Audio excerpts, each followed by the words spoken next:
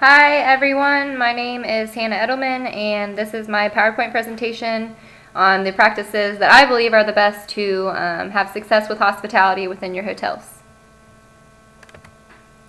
So first things first, you want to develop a superior team. You want to hire those who seem excited to work in the industry.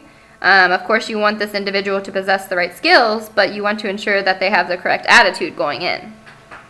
Likewise, if you expect your employees to have the right attitude, you must be sure that you do as well.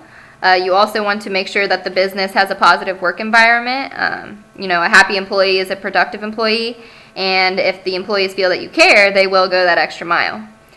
Don't micromanage. Allow your team to work independently while providing support through resources, as well as being available to them if they had any questions or concerns. And you also want the culture of the business to reflect its overall goals. And you want to make sure that the employees are aware of what those are. Another very important aspect is to build strategic business relationships. You want to start locally. It's important, to know the surrounding businesses and what they do. In turn, it could help you give customers good recommendations when they ask about local attractions. And you also may be able to offer them, some coupons or a discount if you have a business relationship with any of the surrounding companies. You also want to know the competition, especially those in the same industry. Be aware of what they're excelling at and what they're not. Network with other professionals in other areas like event planning and catering, since those are things that you host at a hotel venue. Innovation. Now, this is something that I believe is important in every aspect of business. You want to make sure that you, your team, the organization is always working to improve itself. And then you want to provide, continuous learning to the employees to make sure that they're taking advantage of every opportunity they can. You want to reward them when they've done something well. Be consistent with this because you want to be equal and fair with all the employees. And if there are going to be any changes, a different process, something that you're trying out, make sure that you communicate this with all employees.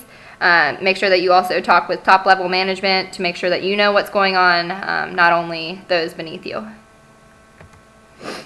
Here are just a couple of my favorite quotes related to leading a team. The best way to improve the team is to improve yourself. So a manager must be able to evaluate himself or herself. They need to know where they're prospering as well as the areas that they may need to improve on. And then Simon Sinek, he's another great business professional. He said, "A team is not a group of people who work together. A team is a group of people who trust each other." I believe this entirely. And then another quote by John Wooden, "The most powerful leadership tool you have is your own personal example." As I stated earlier in the presentation, like having the correct attitude is very important for your employees and yourself. And then listen to your customers. The customer is always right. You want to listen to what they have to say. Don't listen for a response. You want to make sure that you're hearing what they're saying and not just trying to come up with a way to fix it. Obviously, you want to fix it end goal, but you want to make sure that you hear what it is that they're saying and how they're saying it. As a manager, you do need to be available to deal with problems that could arise. This doesn't mean you need to be there 24/7, but you want to make sure that your guests feel that you care and that you can take the time to ask them how their stay is going or, greet them as they're coming in. And then the internet, you do need to make use of it and make sure that you are somewhat internet savvy as a hotel manager. Not only do social media sites help promote the business, but it is one of the best ways to connect with new potential customers. You can also look at reviews given by past clientele to see how their experience was and if there's anything you need to do in order to change it or improve it.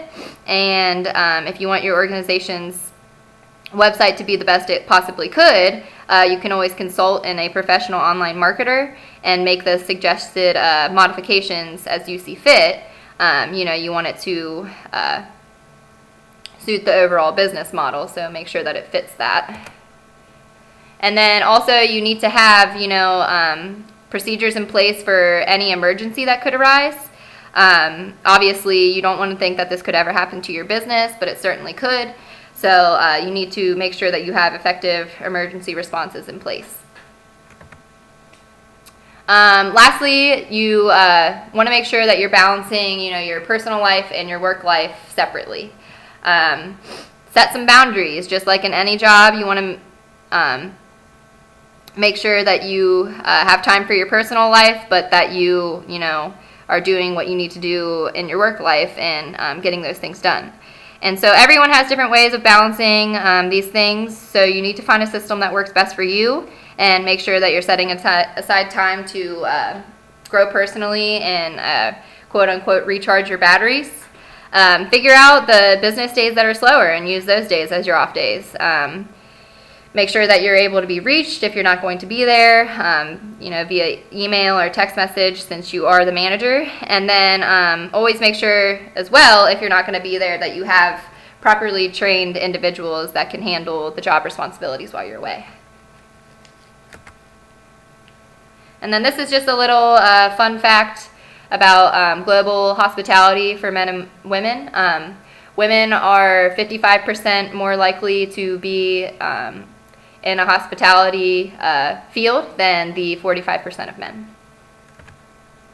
And that is the end. If you have any questions or concerns, not concerns, but comments, feel free to email me at my UC email. And thank you for watching.